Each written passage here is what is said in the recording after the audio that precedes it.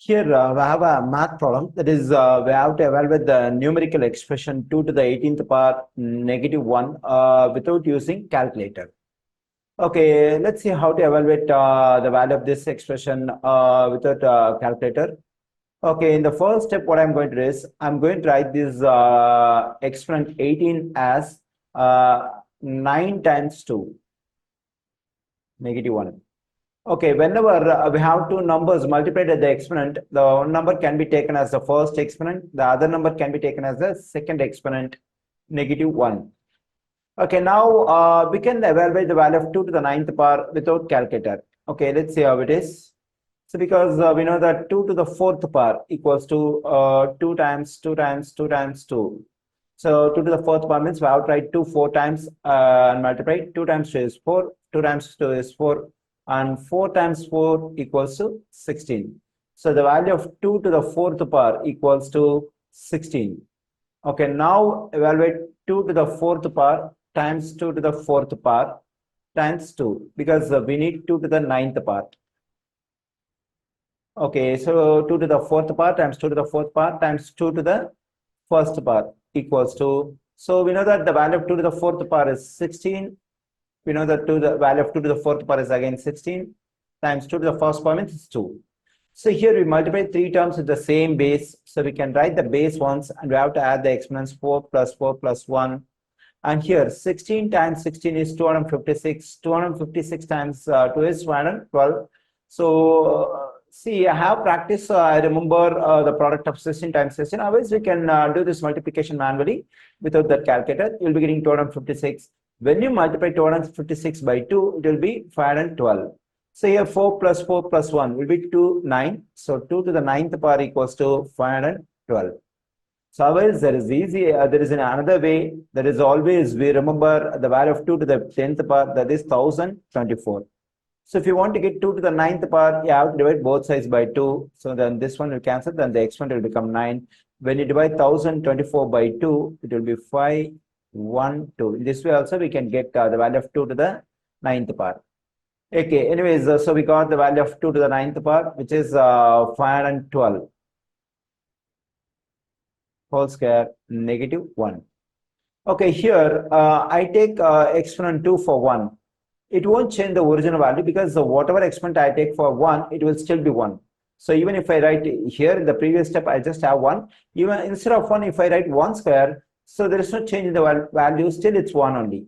So why should I write 1? Why should I write exponent 2 for 1? So the reason is I just want to get the form a square negative b square, because there is an identity in algebra for a square b square. So that's the reason I'm taking square for 1. So what's the identity? Okay, let's see that. Okay, so here we have a square negative b square equals to a positive b times a negative b. This is the identity we have in algebra. Actually, this is the difference of two squares. Whenever we have difference of two squares, it can be written as a positive b times a negative b. So now our expression 512 the whole square negative 1 square is in the form of a square negative b square.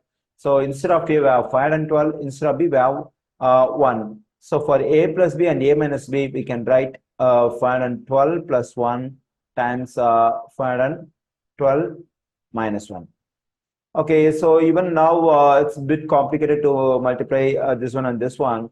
To make, so if the numbers are rounded value, easily we can do multiplication. So for that, I am writing this 512 as 500 plus 12 plus 1. And this 512 also 500 plus 12 minus 1. So in the next step, it will be 500. When I combine these two numbers, it will be 13. 500.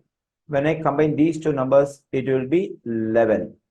Okay, 500 plus 13 times 500 plus 11. Okay, now let's continue this on the next page. So we have 500 plus 13 times 500 plus 11. Okay, here we can distribute, we can use the FOIL method to multiply these two binomials. So 500 times 500. To multiply 500 times 500, it's very simple. First, you multiply 5 and 5. What do you get?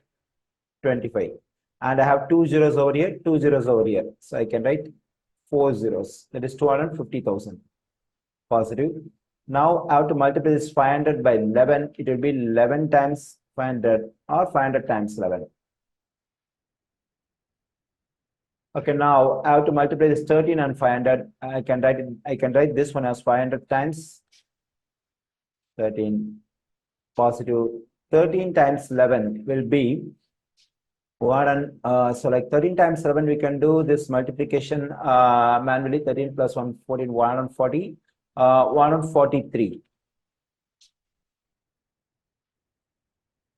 Okay, so 250,000. And so here, both of them, this one and this one, both of them are multiples of 500. 500 can be factored out. So I factor 500 out. So then I'll have 11 left in the first term, 13 left in the second term.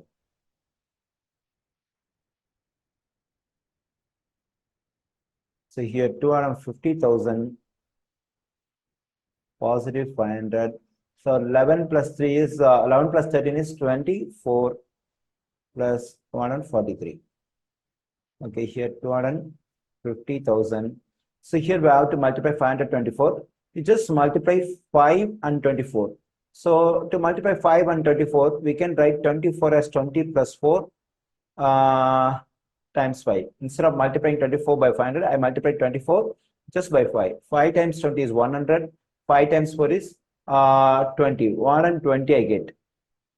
But I multiply this 24 by 5, so I get 120. So here we have two zeros that we can write over here. So we get 12,000.